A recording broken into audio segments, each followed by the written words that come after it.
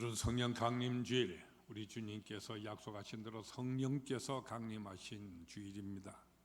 특별히 이날은 예수님께서 부활하신 지 50일 되는 날이기 때문에 바로 이 50이라는 말을 따서 펜테코스트, 바로 오순절이라고 부르기도 합니다.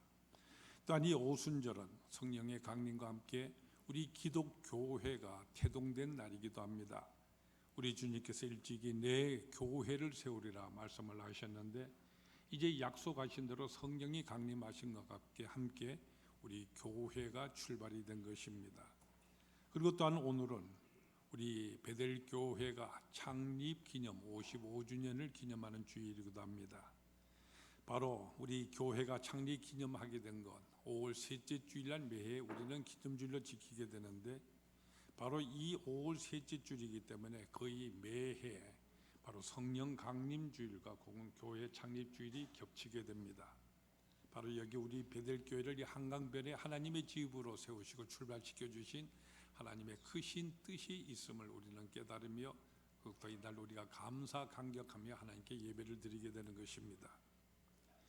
이 오순절 때 있었던 일들이 사도행전 2장에 기록되어 있습니다. 우리가 사도행전 2장, 우리가 성경 말씀을 자세히 살펴보면은 몇 가지 특징이 있다는 것을 우리는 발견할 수가 있습니다. 먼저 이날은 오순절입니다. 이미 구약 때부터 지켜내려던 바로 보리수확을 감사하며 지키던 맥주 감사절로 지키던 날이었음을 우리는 알게 됩니다. 그러니까 이 오순절이란 이 말은 신약 시대에 와서 비로소 출발되어지는 이와 같은 용어가 아닌 것입니다. 이미 구약 시대 때부터 있어서 온 이와 같은 명칭으로서 바로 맥주절, 이 날이 바로 6월절이 지난 50일 되는 날이 맥주절이었기 때문에 그래서 구약 때부터 오순절이라고 부르고 있었던 것입니다. 사도행전 2장 1절 말씀 보면은 오순절 날이 이미 이름에 그들이 다 같이 한 곳에 모였더니 이렇게 말씀하고 있습니다. 그러니까 여기 이들이 모여 있는 이 이유가 무엇이냐? 바로 오순절, 다시 말해서 맥주절을 감사하는 날로서 지키기 위해서 이들이 함께 모여 있었다는 이와 같은 말씀이 됩니다. 말하자면 이들은 감사하는 가운데 기도하면서 특별히 감사 찬송하는 가운데에 성령께서 임하셨다는 것을 우리는 알 수가 있는 것입니다. 여러분, 바로 이 점이 중요한 것입니다. 오순절이라고 하는 것은 바로 감사하는 날이었고, 감사하는 가운데 성령 충만함을 받았다는 바로 이 사실인 것입니다. 우리 믿음의 생활에서 감사는 참으로 중요한 것입니다. 우리 주님께서 이 땅에 계실 때 항상 감사하는 생활을 하셨음을 우리는 복음서를 통하여 보게 됩니다. 예를 들어서 5천 명이나 되는 장자들이 둘러앉은 가운데에 그 가운데 오직 한 소년이 들고 왔던 물고기 2마리, 그리고 보리떡 5개 들고 극히 작은 양에 불과합니다. 이것을 가지고도 주님께서는 감사를 하셨고요, 또한 십자가를 지시기 전 바로 전날에 바로 여기 모인 이 마가의 다락방에서 우리 주님 제자들과 함께 최후의 만찬을 잡수신 그 자리에서도 우리 주님 어떻게 하십니까? 떡과 포도주 잔을 들고서 감사하는 말씀과 함께 감사의 기도를 하셨습니다. 여러분, 참 믿음의 사람이란 바로 이렇게 항상 감사하는 생활을 하는 사람인 것입니다. 그리고 또한 하나님의 축복이라는 것도 바로 이렇게 감사하는 사람에게 임하는 것이고요, 이렇게 감사하는 사람에게 성령 충만함이 임하게 되는 것입니다. 그리고 또한 이 오순절에서 우리가 볼 수 있는 사실은 여기 있는 마가의 다락방에 모여있는 120명의 모든 사람들, 여기 모든 사람들이 일시에 다 함께 성령 충만함을 받았다는 바로 이 사실입니다. 그 가운데 몇 사람만이 또는 누구만이 충만함을 받았다는 이 사실이 아닙니다. 베드로와 요한과 야고보 같은 바로 소수의 몇 사람이 특별하게 충만함을 받았다는 이 같은 얘기가 아닙니다. 여기 함께 모이는 120명 문도 모두가 다 일시에 다 같이 충만함을 받았다는 사실입니다. 뿐만 아니라 이 오순절 사건은요, 마가의 다락방에 모여있는 이 120 문도에게 일어난, 이렇게 나타나는 사실이긴 하지만은, 그러나 이 사건이 주는 영향은 모든 사람들에게 미치고 있는 것을 우리는 볼 수가 있습니다. 여러분 보세요. 여기 모인 사람들이 불꽃같이 성령이 임하는 가운데 모두 방언을 하지 않습니까? 이 방언은 120명이 한 것입니다. 그러나 듣기는 수없이 많은 사람이 동시에 다 들었습니다. 몇천 명이나 되는지는 알지는 못하지만 모든 사람들이 다 함께 들었던 것입니다. 그것도 각 나라에서 모여든 모든 많은 언어를 쓰는 모든 다른 사람들이 각각 자기네 말로 자기의 방언으로서 그들이 하는 말을 다 알아들었던 것입니다. 여기 보세요. 말하는 사람들은 모두 자기 편하게 자기가 쓰는 아람 말이든지 유대 말이든지 이 말로 편하게 말하고 있는데, 이 말을 듣는 사람은 누가 들었든지 간에 애굽 사람은 애굽 말로, 시리아 사람은 시리아 말로, 아랍 사람은 아랍 말로서 자기네 말로서 듣고 있었던 것입니다. 따라서 여기가 우리가 생각할 중요한 사실이 있습니다. 그것은 오순절 사건이라고 하는 것은 땅 끝까지 복음을 전하기 위해서 이루어진 이 복음 전파의 초자연적인 방법이었다는 바로 이 사실인 것입니다. 그렇기 때문에 사도행전은 그 서두에서요, 우리 주님께서 오직 성령이 너에게 임하시면 너희가 권능을 받고 예루살렘과 온 유대와 사마리아 땅 끝까지 이르러 내 증인이 되리라 하는 이 사실을 제일 먼저 기록하면서, 그러고 난 다음에 약속하신 대로 성령께서 강림하신 것을 곧바로 2장에서부터 기록하고 있는 것을 우리는 보게 됩니다. 근데 그 기록되어 있는 내용을 우리가 살펴본다면요, 성령 강림이 하신 그 신비한 장면을 우리에게 알려주는 여기에 목적이 있는 것이 아니라, 그로 인하여서 일어나게 된 이 복음 전파의 놀란 이 역사, 이것을 우리에게 말씀해 주신 것이었음을 우리는 사도행전에서 발견하게 되는 것입니다. 바로 성령의 강림은 복음 전파의 시작이었다 하는 이것을 우리에게 말씀하시는 것입니다. 오늘 같이 읽으신 본문 말씀은 바로 이 오순절 때 일어난 사실을 우리에게 설명해 주고 있습니다. 오늘 읽으신 14절 말씀에 보면은 베드로가 11사도와 함께 서서 소리를 높여 이르되 유대인들과 예루살렘에 사는 모든 사람들아, 이 일을 너희로 알게 할 것이니 내 말에 귀를 기울이라, 이렇게 말씀하고 있는데, 말하자면 이 오순절 성령의 역사는 바로 복음을 땅끝까지 전하는 시발점으로서 바로 말씀의 역사였다는 것입니다. 우리가 사도행전 전체를 살펴본다면 그 속에 24편의 이 말씀의 증거, 바로 설교가 거기에 기록된 것을 우리는 보게 됩니다. 우리가 사도행전 기사를 연대적으로 살펴본다고 한다면 그 사건들은 대략 한 30년 동안에 이루어진 모든 일들입니다. 이 30년 동안에 이루어진 일들을 간추려서 이렇게 사도행전을 기록해 나가고 있는데, 바로 거기 보면 누가 어디를 가고 누구를 만나게 되었고 어떻게 그들이 전도를 했고 그들이 전도한 가운데 어떤 핍박을 받았가는 모든 행적이 기록되어 있습니다. 바로 이와 같은 기사 속에 24편의 짧기도 하고 또는 긴 이런 설교가 거기에 들어있는 것입니다. 물론 이 설교 말씀 가운데는 베드로의 설교와 야고보의 설교와 바울의 설교, 거기 제일 많은 부분을 차지합니다만은, 근데 그 설교가 차지하는 분량을 비교해 본다면은 이들이 행한 이 설교가 사도행전 전체 기사의 약 20% 정도를 차지하고 있습니다. 그리고 여러분이 잘 아시는데 사도행전 7장 말씀은, 이 7장은 거의 전부 다가 스데반의 설교로서 이루어져 있습니다.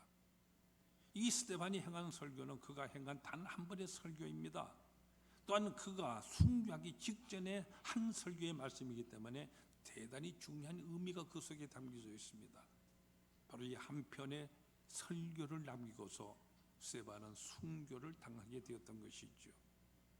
그러니까 이 스데반의 설교까지 다 합쳐서 본다고 한다면 전체 사도행전의 4분의 1이 바로 하나님의 말씀 선포, 바로 설교로 이루어져 있는 것입니다. 오늘 같이 읽으신 본문의 말씀은 바로 성령께서 임한 오순절 날에 베드로가 행했던 설교의 말씀으로서 이 사도행전 전체에 나타난 설교 가운데 첫 번째로 기록된 설교의 말씀입니다. 베드로가 여기 행하고 있는 설교 말씀을 우리가 찬찬히 살펴본다고 한다면 무엇보다 이 오순절의 사건을 구약 성경의 말씀과 연결시켜서 우리에게 설명하고 있는 것을 우리가 볼 수가 있습니다.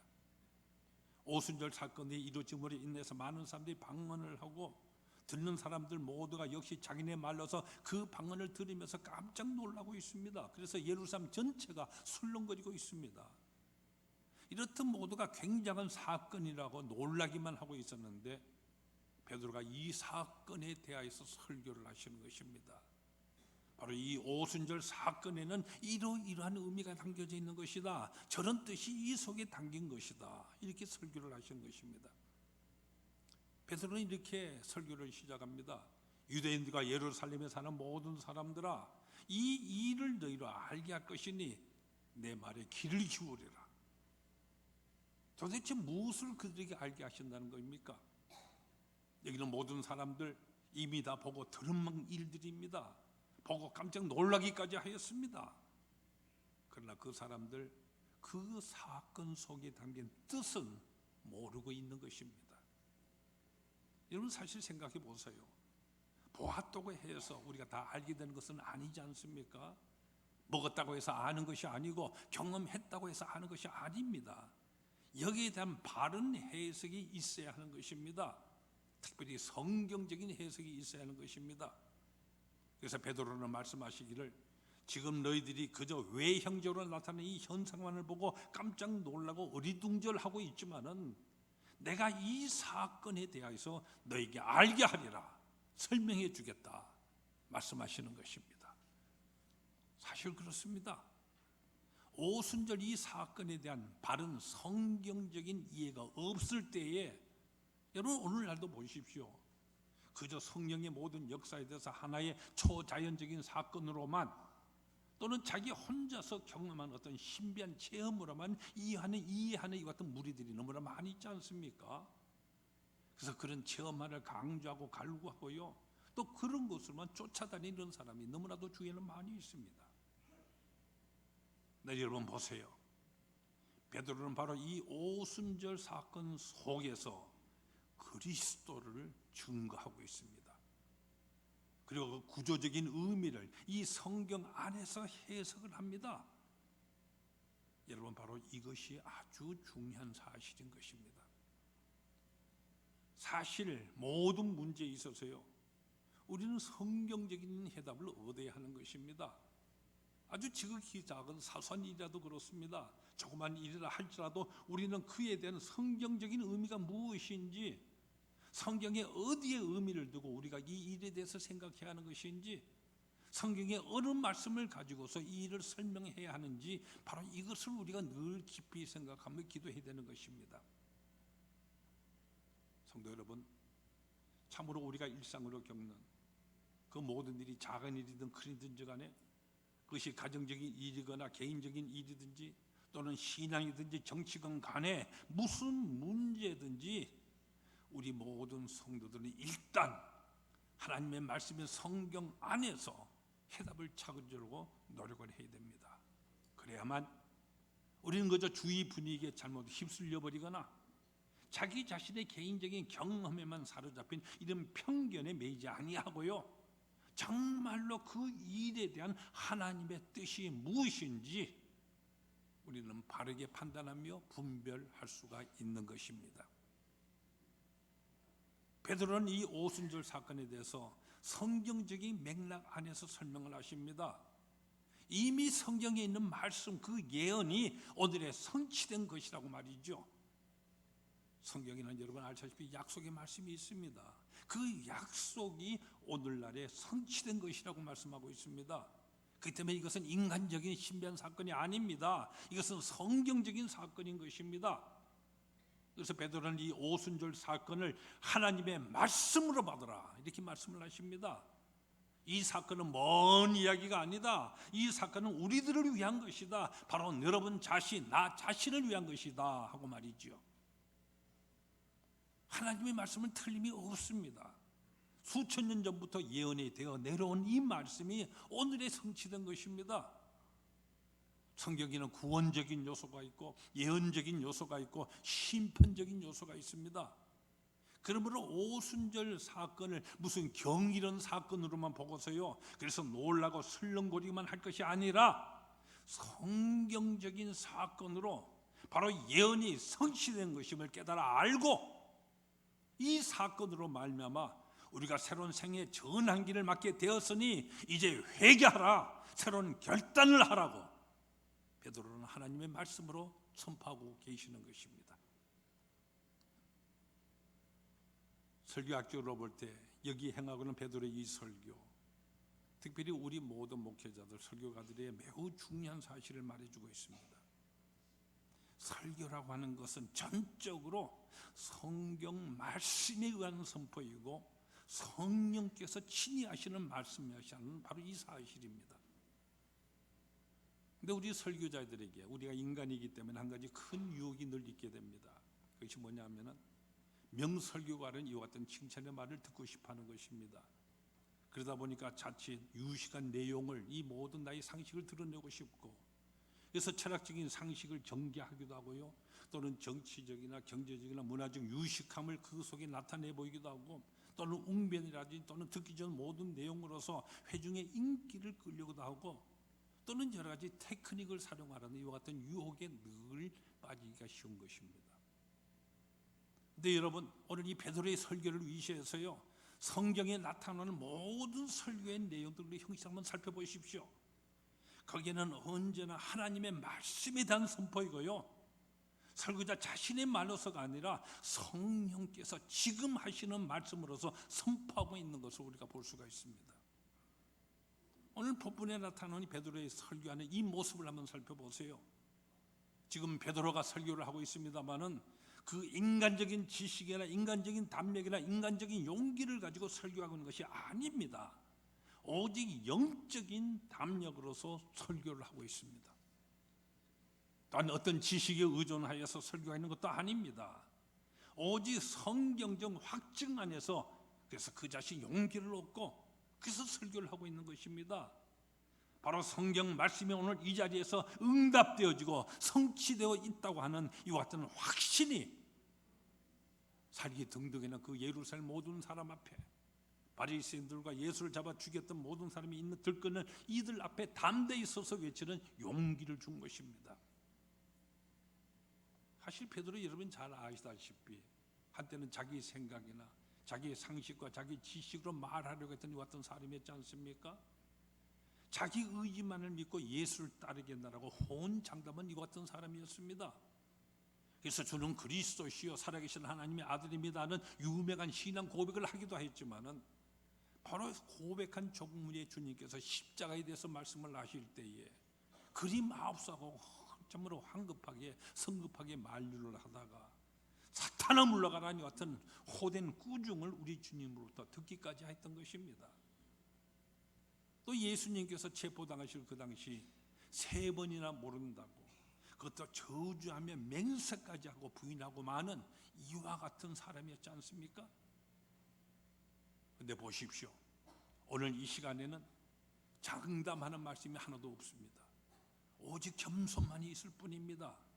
오직 성령의 신령한 이 담력에 의지하여서 설교를 하고 있습니다. 자기 자신의 의지로 행동했었을 때 조그만 핍박에도 모른다고 부정해버리고 마는 이와 같은 사람이었지만은, 그러나 사도행전 4장을 보십시오. 오직 성령에 의지하여서 설교를 하게 될 때에 거기 사내들인의 모든 고관들, 군병들 앞에서 뭐라고 말합니까?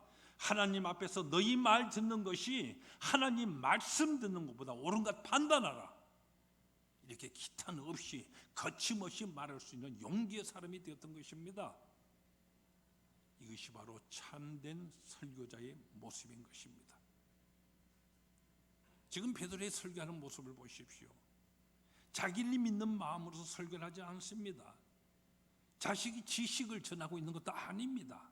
다만 내가 지금 하나님께 쓰임을 받고 있다는 자의식만을 가지고 있습니다.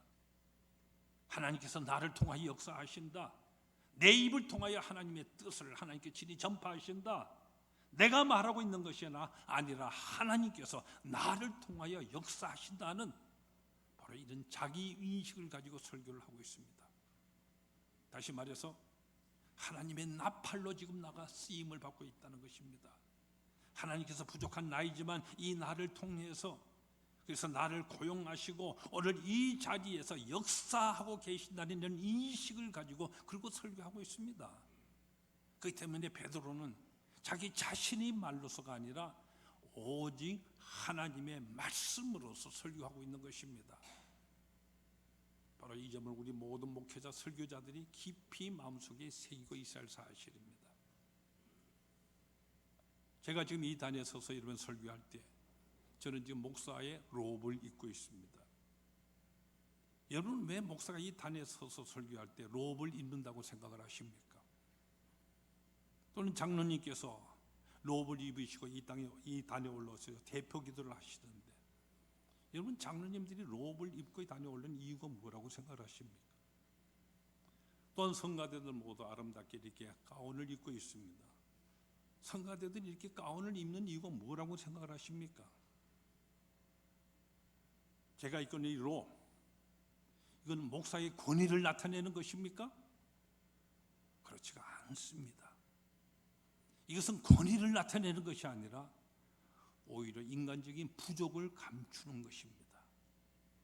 여러분 목사도 인간이기 때문에 죄인일 뿐이지 않습니까? 그런데 감히 이 단에 서서요 하나님의 말씀을 선포하고 있는데 인간적으로 볼 때 이거 얼마나 황송한 일입니까? 그렇기 때문에 인간적인 이 부족함을 무릅쓰고 이제 성령께서 친히 이 부족을 이 롭을 통해 가려주시고 그래서 성령께서 친히 말씀하옵소서 하는 이 같은 의미에서 이 롭을 입는 것입니다. 장로들에게 있어서도 마찬가지입니다. 비록 교인들을 대표하여서 하나님 앞에 기도하기 위해서 이 단에 서지만은 사실은 그 누구를 대표할 수 있는 자격이 있어서 이 자리에 서는 것이 아닙니다. 하나님 앞에 내가 죄인일 뿐이지만 감히 대표하여 기도한다고 섰사오니 나의 부족을 가려주시고 주님께서 친히 역사하여 주시옵사니 이 마음에서 우리의 이 부족을 가려주옵소서 하고 바로 이 롭을 입는 것입니다. 그렇기 때문에 이 롭을 입을 때 언제나 더 겸손하고 더욱더 주님께 의존하는 자세를 가지게 되는 것입니다. 여러분 이와 같은 자세는 예배에 임하고는 여러분 모두에게 있어서도 마찬가지인 것입니다. 종교개혁자 마르틴 루터는 이 교회를 가리켜서 하나님의 말씀의 집이라고 하였습니다. 여러분 그렇습니다. 교회는 우리가 어느 때 찾아가서도 말씀을 듣고요 하나님의 말씀을 만날 수 있는 그런 곳입니다. 물론 교회는 여러 가지 프로그램들도 있고요 친교와 봉사하는 일들이 활발하게 이루어지게 마련입니다. 그러나 그런 것이 결단코 이 교회의 중심되는 요소는 결단코 아닌 것입니다. 하나님의 말씀이 교회의 가장 중요한 핵심이 되는 것입니다. 따라서 우리는 최우선적으로 하나님의 말씀 예배에 신경 써야 됩니다. 당회를 해도 재직회를 해도 다른 모든 것에 모두가 신경을 쓰면서는 안 되는 것이죠. 늘 하나님의 말씀의 은혜로 충만해 있는 곳, 이것이 바로 주님의 몸된 교회입니다. 이것을 잊지 말아야 됩니다. 여러분은 무슨 목적으로 교회에 나오십니까? 가장 큰 목적은 바로 하나님의 말씀에 있습니다. 말씀을 듣으려고 나오는 것입니다. 바로 하나님의 말씀 말이죠. 그렇기 때문에 말씀을 간절히 사모하는 마음으로 교회에 나와 예배하고 나를 만족시키는 그런 말씀이 아니라 하나님의 말씀을 듣기에 힘쓰고요 바로 그 선포되는 하나님의 말씀에 나 자신을 적용시키는 이 마음으로서 이 예배에 임해야 하는 것입니다. 성령의 역사는 바로 말씀의 역사였다는 이 사실 분명히 여러분 마음속에 깊이 새길 수 있기를 바랍니다. 베드로는 지금 그의 설교에서 이 오순절 사건을 말세에 당연히 있겠다고 하는 그 예언된 그 일이 이루어지고 있다는 성경적인 사실임을 역설하고 있습니다. 말세 이와 같은 일이 있으리라고 이미 성경에 예언이 있었지 않느냐는 것입니다. 그렇다면 당연히 있을 일이 오늘 있구나 하고 생각하면 될 일이지 놀랄 것이 없다는 것입니다. 성경을 믿지 않았습니까? 이런 일이 있으리라고 한 요엘서의 말씀이 있지 않습니까? 근데 놀라기는 왜 놀라는 것입니까? 있을 일이 있는 것일 뿐입니다. 한때 우리나라에 시한부 말세론을 말하면서요, 다른 사람은 이 세상에 홀로 떨어져 남아있게 되겠지만 자기 자신만은 휴거를 하겠다고 법석을 떨던 이런 사람들이 있지 않았습니까?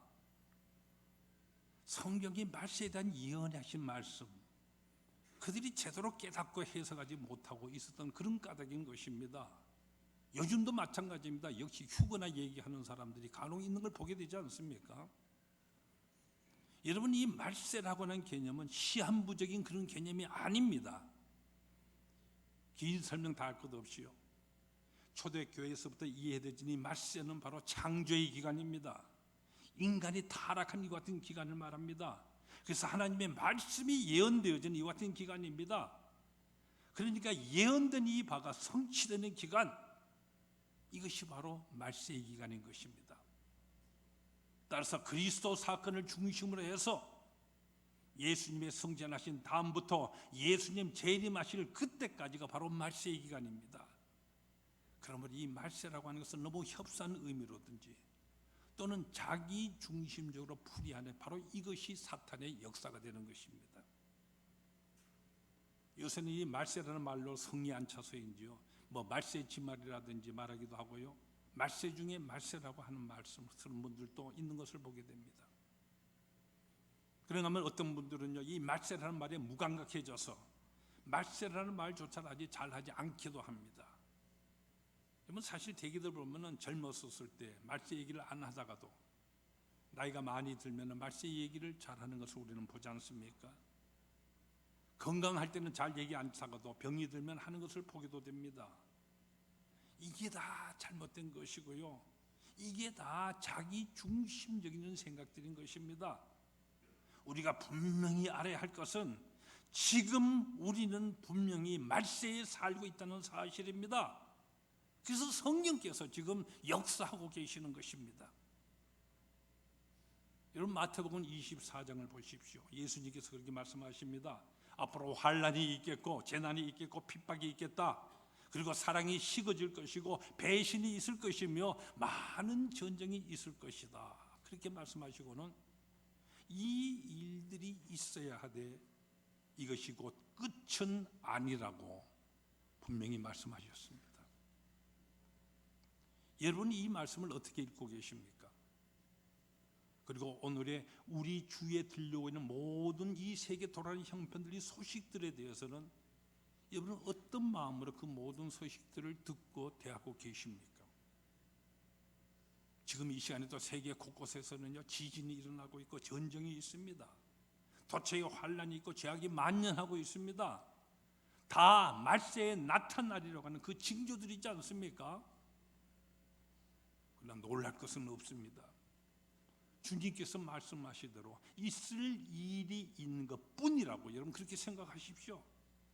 적어도 믿는 사람은, 성경 말씀을 믿는 사람은 이 모든 일들을요 늘 필연적인 사건으로 수용을 합니다. 그러니 없어야 될 그런 일이 있는 것처럼 놀랄 것이 없습니다.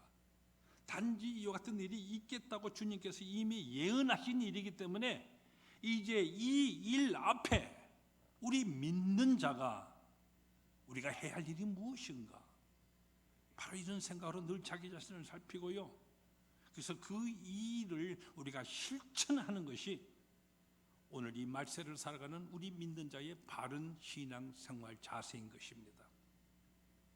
더욱더 말씀을 중심으로 해서 살아가며 그 말씀에 비춰서 오늘의 현실을 늘 예민하게 살피고, 그래서 더욱더 견실하고 흔들림이 없이 더욱더 충성하며 헌신하는 것입니다. 특별히 오늘 우리는 이 본문 설교 말씀의 주제가 바로 성령인 것을 발견할 수가 있는데요, 이 성령에 대한 베드로의 이 설교의 말씀이 얼마나 오묘한지 모릅니다. 마지막 읽은 결론으로 뭐라고 말씀하십니까? 누구든지 주의 이름을 부르는 자는 구원을 얻으리라.